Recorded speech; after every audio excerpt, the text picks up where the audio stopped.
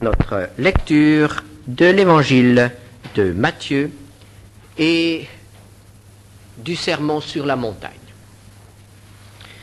Le sermon sur la montagne, c'est la loi du royaume de Dieu. Les béatitudes sont le fondement de cette loi, c'est-à-dire la clé qui nous permet de comprendre toute la parole de Dieu. C'est l'esprit par lequel nous pouvons appliquer la parole de Dieu. Jésus nous a montré qu'il ne s'agit pas seulement de mettre en pratique la loi, de se soumettre à la loi, mais il faut aussi le faire selon l'esprit des béatitudes, c'est-à-dire dans la miséricorde, dans la justice, dans la pureté. Ensuite, le Seigneur nous a montré que nous pouvons vivre une vie différente, une vie qui porte du fruit pour lui et qui est agréable au Seigneur. Cette vie qui est définie par ce mot, la justice. Une justice qui n'est pas le fruit de nos efforts, mais une justice qui est le résultat de notre marche avec le Seigneur. Et nous arrivons maintenant au chapitre 7, qui est la dernière partie de ce discours et qui nous apporte quelques mises en garde au sujet de dangers qui nous guettent en tant que croyants, ou bien qui guettent ceux qui écoutent la parole de Dieu, mais qui risquent de se tromper et de se croire sauvés alors qu'ils ne le sont pas. Matthieu 7, versets 1 à 12. Ne jugez point, afin que vous ne soyez point jugés. Car on vous jugera du jugement dont vous jugez, et l'on vous mesurera avec la mesure dont vous mesurez. Pourquoi vois-tu la paille qui est dans l'œil de ton frère et n'aperçois-tu pas la poutre qui est dans ton œil? Ou comment peux-tu dire à ton frère, laisse-moi ôter une paille de ton œil, toi qui as une poutre dans le tien? Hypocrite, ôte premièrement la poutre de ton œil, et alors tu verras comment ôter la paille de l'œil de ton frère. Ne donnez pas les choses saintes aux chiens, ne jetez pas vos perles devant les pourceaux, de peur qu'ils ne les foulent aux pieds, ne se retournent et ne vous déchirent. Demandez et l'on vous donnera, cherchez et vous trouverez, frappez et l'on vous ouvrira. Car quiconque demande reçoit, celui qui cherche trouve, et l'on ouvre à celui qui frappe. Lequel de vous donnera une pierre à son fils s'il lui demande du pain, ou s'il demande un poisson, lui donnera-t-il un serpent? Si donc méchant comme vous l'êtes, vous savez donner de bonnes choses à vos enfants, à combien plus forte raison votre Père qui est dans les cieux donnera-t-il de bonnes choses à ceux qui le lui demandent? Tout ce que vous voulez que les hommes fassent pour vous, faites-le de même pour eux, car c'est la loi et les prophètes. Jésus nous met en garde contre un mal redoutable, un mal qui fait des ravages, l'esprit de critique, le jugement. C'est un mal dont nous faisons bien de nous garder. Et il faut savoir le dépister. Il faut savoir le reconnaître. Tout le monde n'est pas tenté par l'esprit de critique. Il y a des gens qui ne critiquent pas. Mais qui est particulièrement tenté par l'esprit de critique? Je dirais que c'est l'homme moral, c'est-à-dire l'homme honnête, l'homme qui fait le bien, l'homme qui respecte la loi, l'homme qui s'efforce à maîtriser ses instincts, à dominer ses passions, ses désirs, l'homme qui s'impose une loi. Je pourrais dire que la critique, c'est le pendant du légalisme. Et plus le légalisme augmente, plus l'esprit de critique augmente. Et en circulant, on peut constater que c'est dans les milieux qui veulent être les plus fidèles à la parole de Dieu que l'on trouve le plus développé l'esprit de critique et de jugement. Cela est vrai pour les assemblées, les églises, cela est vrai aussi pour les individus. L'esprit de critique signale qu'il y a à la base le légalisme, c'est-à-dire une application rigide de la loi. Pourquoi? Pourquoi cela? C'est tout à fait naturel. Si nous nous imposons une manière de vivre qui souvent nous crée des problèmes, nous devons renoncer à bien des choses parce que nous voulons être fidèles à la parole de Dieu. Alors le fait de voir autour de nous des gens qui ne sont pas aussi précis, des gens qui ne sont pas aussi fidèles, des gens qui se permettent des petits à côté, cela nous le supportons très mal. Cela nous le supportons très très mal. Et nous pouvons être tentés alors de les juger. Nous pouvons être tentés de les critiquer et d'en parler aux autres. C'est la raison pour laquelle je dirais que si l'esprit de critique est une plaie, c'est une plaie qui guette particulièrement les églises et les chrétiens qui veulent être fidèles. Mais qui veulent être fidèles, non pas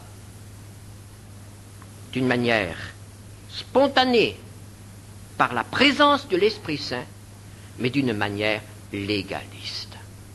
Qui était le plus critique à l'époque de Jésus? Qui venait poser à Jésus des questions: est-il permis ou n'est-il pas permis? Qui venait faire des reproches à Jésus parce que les disciples ne se lavaient pas les mains ou parce qu'ils avaient pris quelques épis dans les champs pour les froisser et en manger les grains? Qui? Ce sont ceux qui étaient les plus légalistes, ce sont les pharisiens.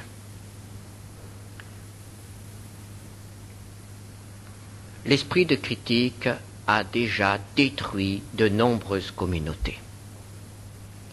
L'esprit de critique empêche le Saint-Esprit d'agir et de faire porter du fruit. L'esprit de critique repousse les gens qui viennent à nous parce qu'ils ont besoin de paix et de pardon. L'esprit de critique divise, l'esprit de critique paralyse. On ne peut pas évangéliser ensemble lorsqu'après on se critique mutuellement, on parle mal les uns des autres en leur absence. L'esprit de critique est une des plus grandes plaies des églises et des églises fidèles. Le Seigneur Jésus nous dit: ne jugez point, afin que vous ne soyez point jugés. Il nous dit: on vous jugera du jugement dont vous jugez, et l'on vous mesurera avec la mesure dont vous mesurez. Si nous sommes sévères envers les autres, nous serons jugés plus sévèrement. Si nous ne laissons rien passer chez les autres, nous pouvons être assurés que rien ne nous sera épargné à nous non plus. L'apôtre Paul rappelle cela. Et il nous dit que ce ne sont pas seulement les actes qui seront jugés, mais aussi nos pensées, nos intentions, les choses cachées dans notre cœur. Et si nous, nous jugeons les actes des autres, le Seigneur amènera à la lumière nos pensées cachées. Romains 2, versets 21 à 23. Ô homme, qui que tu sois, toi qui juges, tu es donc inexcusable. Et au verset 21, toi donc qui enseignes les autres, tu ne t'enseignes pas toi-même. Toi qui prêches de ne pas dérober, tu dérobes. Toi qui dis de ne pas commettre adultère, tu commets adultère. Toi qui as en abomination les idoles, tu commets des sacrilèges. Toi qui te fais une gloire de la loi, tu déshonores Dieu par la transgression de la loi. N'oublions pas que le fondement de la loi, la clé qui nous permet de comprendre et de vivre la loi, c'est l'amour. C'est la miséricorde et non pas l'esprit de jugement. Mais attention, la miséricorde, ce n'est pas le laisser-faire, ce n'est pas le laxisme. Ce n'est pas fermer les yeux et dire « laisse-le faire, qu'il fasse ce qu'il veut ». Ce n'est pas permettre le désordre dans l'Église. Ce n'est pas cela, la miséricorde. La miséricorde, c'est le désir de venir en aide. La critique détruit. La miséricorde construit, aide, secours. Comment nous comportons-nous envers ceux que nous aimons profondément, ceux qui nous sont très proches, ceux qui nous sont très chers? Nous ne sommes pas aveugles. Nous voyons bien qu'ils ont des défauts. Et parfois ces défauts nous gênent. Nous savons que ces défauts sont une entrave pour eux, pour l'Église. Mais que faisons-nous? Je parle de ceux qui nous sont proches, de ceux que nous aimons vraiment. Que faisons-nous alors des défauts de ceux qui nous sont proches? Est-ce que nous saisissons la première occasion lorsque nous rencontrons un frère ou une sœur pour parler des défauts de ceux qui nous sont proches? Est-ce que lorsqu'on critique notre frère, celui qui nous est proche, quand on le critique, est-ce que nous apportons encore nos arguments? Est-ce que nous apportons encore des preuves? Est-ce que nous le confortons dans son esprit de critique? Mais non. Comment faisons-nous? Comment nous comportons-nous envers ceux que nous aimons et leurs défauts? Nous ne les étalons pas dans la rue. Nous n'en parlons pas. Nous ne nous repaissons pas. Nous ne les étalons pas. Mais ils sont pour nous une cause de souffrance. Nous les gardons dans notre cœur et nous pleurons en secret sur les défauts de nos bien-aimés. Et nous essayons de les aider. Parce que dans cette relation-là, l'amour est plus fort que la critique.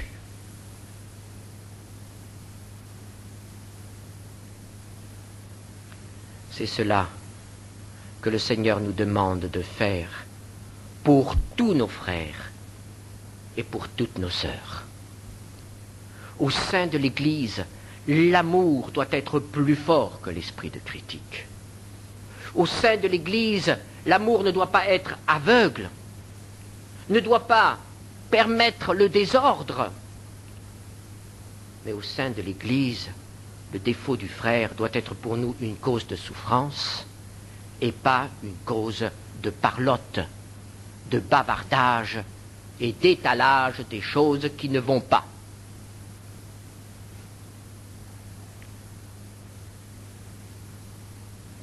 Critique et légalisme vont ensemble. Et nous ne pourrons résoudre ce problème, nous ne pourrons guérir cette plaie que si l'amour augmente dans notre cœur et si nous arrivons à aimer les autres et à les porter et à pleurer peut-être sur leurs défauts et leurs manquements. sans les porter dans la rue. C'est une question d'amour et non pas de vérité ou de fidélité. C'est une question d'amour. Et lorsque l'esprit de critique règne, c'est qu'il n'y a pas d'amour. Et Jésus poursuit. Et il nous fait toucher du doigt la folie de notre comportement. Ah, la paille et la poutre. Tout le monde connaît cela, même les gens qui ne sont pas chrétiens, même ceux qui ne lisent pas la Bible. La paille et la poutre. La paille dans l'œil du frère et la poutre dans mon œil. Nous pouvons en retirer 3 enseignements de cette image de la paille et de la poutre. Tout d'abord, nous pouvons nous arrêter à la taille de l'objet. La paille qui est dans l'œil du frère, ce n'est même pas un brin de paille, c'est une écharde, c'est minuscule, c'est tout petit. Mais la poutre, alors là, c'est important. Il y a une différence énorme dans l'importance de l'objet. Nous voyons chez les autres des choses très petites. Ah, tu sais, toi, il y a ça là. Il y a 3 semaines, tu as fait ça. Et nous ne voyons pas chez nous des choses énormes. Énormes. Beaucoup plus grandes. Elles sont si grandes que nous ne les voyons pas. Quand on est vraiment au pied d'une montagne, eh bien on ne la voit pas. Et il y a des gens qui ont ainsi des montagnes dans leur vie et ils ne la voient pas. Ensuite, il y a aussi une question d'aveuglement. Jésus dit, ôte ta poutre et après tu verras clair. Évidemment, nous serions très très effrayés si, ayant une poussière dans l'œil, celui qui prétend venir nous aider mettait un bandeau sur ses yeux. Et nous dire, ne t'inquiète pas, j'ai l'habitude, je vais au toucher. Je vous assure que je ne me laisserai pas faire. Alors là, je vous le garantis. Pour ce genre d'opération-là, il faut que l'autre voie clair. Et très souvent, lorsque nous tentons d'opérer l'autre, nous ne voyons pas clair. Nous sommes aveuglés. Nous sommes aveuglés parce que nous avons une certaine manière de voir la chose. Nous avons une certaine manière de comprendre la chose. Et puis, il y a nos propres problèmes. Et nos propres problèmes nous rendent incapables d'aider. Il faut que nos problèmes soient réglés. Et alors nous pourrons aider le frère. Et la troisième chose que nous pouvons retirer de cette image, et que Jésus lui-même souligne au verset 5, c'est l'hypocrisie d'une telle démarche. Un manque d'honnêteté. Notre conscience nous avertit que lorsque nous voulons critiquer l'autre, il y a souvent dans notre vie des choses qui sont aussi critiquables. Et alors nous devrions être d'abord assez honnêtes pour permettre au Saint-Esprit de mettre nos affaires à la lumière, de donner la délivrance, de donner la guérison, et je vous assure qu'alors nous serons tout à fait capables et vraiment bien disposés à aider le frère. La paille et la poutre.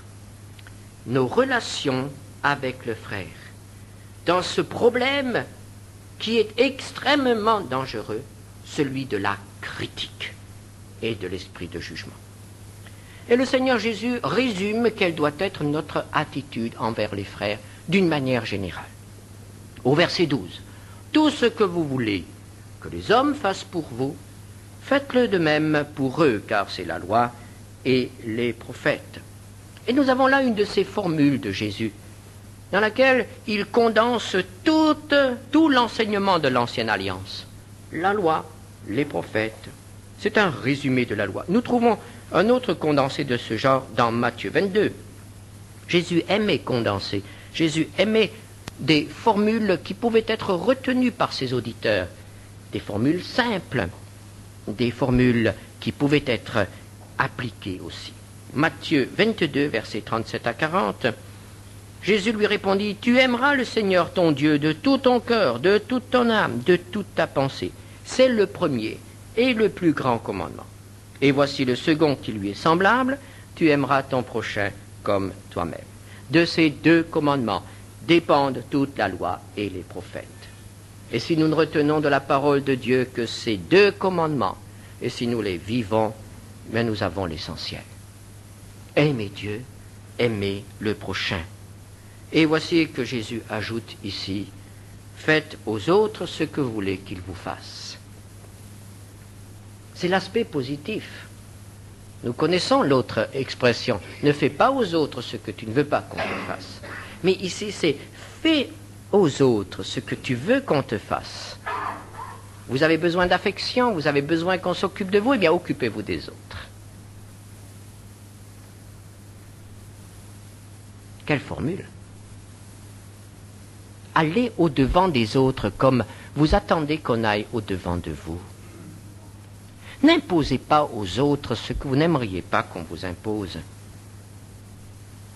C'est une formule qu'il faut apprendre par cœur. Et si nous l'appliquons, bien des choses changeront. C'est une règle de vie. Puis le Seigneur Jésus nous met en garde contre des erreurs lourdes de conséquences, des erreurs fatales. N'entrez pas, entrez par la porte étroite, car large est la porte, spacieux est le chemin qui mène à la perdition, et il y en a beaucoup qui entrent par là. Mais étroite est la porte, resserré le chemin qui mène à la vie, et il y en a peu qui les trouvent. Les deux chemins, les deux portes, et je dirais les deux destinations. Parce qu'il y a deux destinations. Jésus appelle l'une la perdition et l'autre la vie. La perdition. Jésus l'appelle aussi la géhenne. Jésus l'appelle les temps de feu. Jésus, dans l'Apocalypse, l'appelle la seconde mort. C'est-à-dire un état conscient qui ne peut être changé, un état de privation de tout ce qui est vie. Pas privation de conscience, pas privation de sensation, pas privation d'intelligence, pas privation de souvenir, de mémoire, mais privation de tout ce qui est appelé dans la Bible la vie et qui découle de Dieu, c'est-à-dire privation de tout espoir. Jésus appelle cela la perdition. Sans recours, sans espoir de changement. L'enfer est une réalité. Jésus le souligne à plusieurs reprises. Et je crois que Jésus ne serait pas mort sur la croix si l'enfer n'était pas une réalité. La perdition, c'est une destination. Et la vie, c'est une autre destination. La vie, c'est être toujours avec Dieu. Alors, il y a la voie large. La voie large où se trouve la multitude, la majorité. Il y a la porte très large que l'on trouve facilement sans même chercher. Elle est là. Et puis il y a l'autre, la porte étroite, le chemin resserré. Et Jésus dit, il y en a peu qui les trouvent. Et qu'est-ce que cela signifie? Cela signifie que cette porte-là, vous ne la verrez pas si vous ne la cherchez pas. Cette porte-là, il faut la chercher. Il faut vouloir y passer. Il ne faut pas tout simplement se contenter de suivre le flot. Il faut se dire qu'à un certain moment, il y a une porte Et il faut que j'y passe. Il faut que je la franchisse.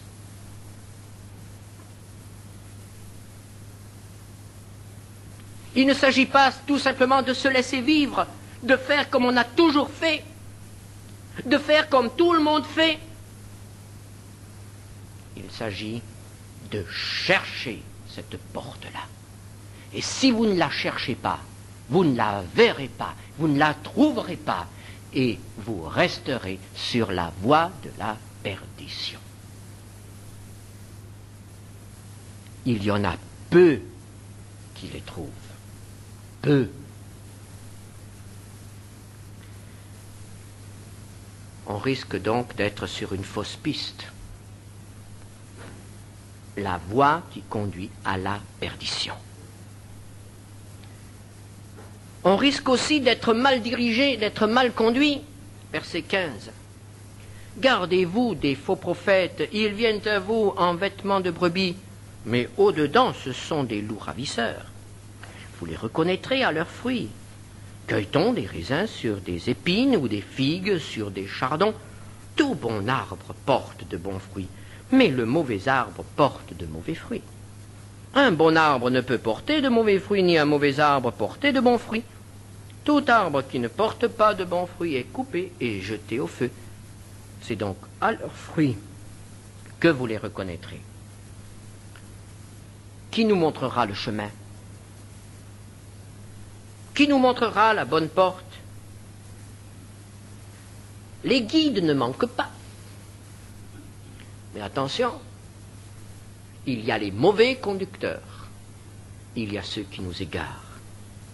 Mais comment les reconnaître? Jésus dit, ne vous fiez pas à l'apparence. Ils viennent à vous en vêtements de brebis, c'est-à-dire ils ont l'apparence d'être des serviteurs de Dieu. Le vêtement de brebis, c'était, je dirais, l'uniforme des prophètes. La marque extérieure, on les reconnaissait. Mais nous savons bien qu'à l'époque des prophètes, déjà, il y avait des hommes qui mettaient l'uniforme, mais qui n'étaient pas des prophètes de l'Éternel. Et il y avait de faux prophètes. Les prophètes authentiques et les faux prophètes avaient tous le même uniforme. Ils portaient tous des vêtements de brebis. Ils avaient l'apparence. Mais alors comment peut-on s'y reconnaître? Comment quelqu'un qui n'a pas d'expérience, quelqu'un qui débute, quelqu'un qui cherche, peut-il être en sécurité? Il faut ouvrir les yeux, ne pas être trop pressé. L'arbre, on le reconnaît à son fruit, nous dit Jésus.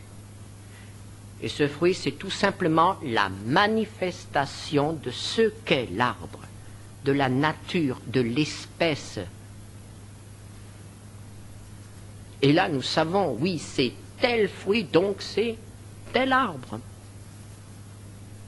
Et quels sont ces fruits que nous devons reconnaître? C'est la nature véritable de ces conducteurs. Et le fruit, c'est le fruit de l'esprit, que nous trouvons dans Galates 5, 22, l'amour, la paix, la patience, que nous trouvons dans le Sermon sur la montagne, les béatitudes. C'est cela le fruit. Et si ceux qui sont conducteurs conduisent ceux qui les suivent dans la bonne voie, ceux-là aussi porteront de bons fruits.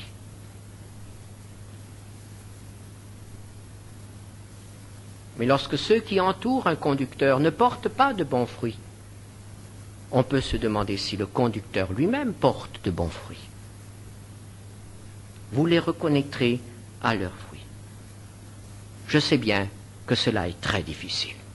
Je sais que c'est très difficile. Et dans la vie courante, dans la pratique, il n'est pas du tout aussi simple de reconnaître le faux prophète du bon prophète. Je le reconnais. Et nous arrivons maintenant à un autre danger. La fausse sécurité, versets 21 à 23. Ceux qui me disent « Seigneur, Seigneur » n'entreront pas tous dans le royaume des cieux, mais celui-là seul qui fait la volonté de mon Père qui est dans les cieux. Plusieurs me diront en ce jour-là, « Seigneur, Seigneur, n'avons-nous pas prophétisé par ton nom? N'avons-nous pas chassé des démons par ton nom? N'avons-nous pas fait beaucoup de miracles par ton nom ?»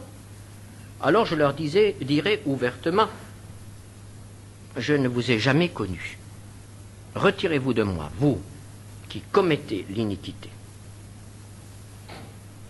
Jésus nous avertit qu'il y aura un réveil brutal pour certains. On peut considérer ce texte comme l'un des plus sévères de toute la Bible. Et il se trouve dans les évangiles. Il se trouve dans la bouche de Jésus, dans le sermon sur la montagne qui est le sermon de l'amour. Un réveil brutal. Jésus qui nous aime nous met en garde. Il s'agit ici d'hommes qui ont vécu dans l'illusion. Ils ont parlé du Seigneur. Ils avaient donc une certaine connaissance de la parole de Dieu et du Seigneur. Ils en ont parlé. Ils ont prié. Ils ont agi. Ils ont agi en son nom. Et nous pouvons même dire qu'il y a eu des résultats. Même des démons ont été chassés par leurs moyens. Et lorsqu'ils se présentent devant Dieu, ils sont repoussés. C'est tragique. Ce sont des gens qui, probablement toute leur vie ou une partie de leur vie, se sont livrés à des activités religieuses au nom de Jésus. Et voici que Jésus leur dit, « Je ne vous ai jamais connus. »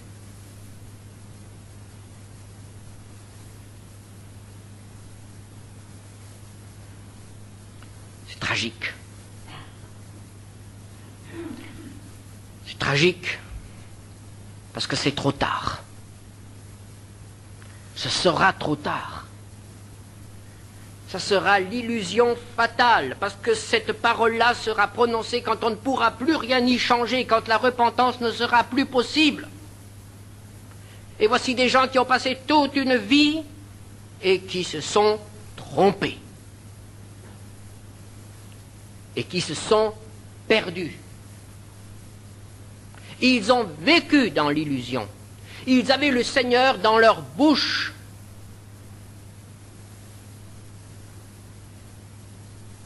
Mais ils ne l'avaient pas dans leur cœur. Jésus a dit, « Je ne vous ai jamais connus. » Ailleurs, la Bible nous dit, le Seigneur connaît ceux qui lui appartiennent. Ailleurs encore, nul ne lui appartient s'il n'a l'Esprit de Christ.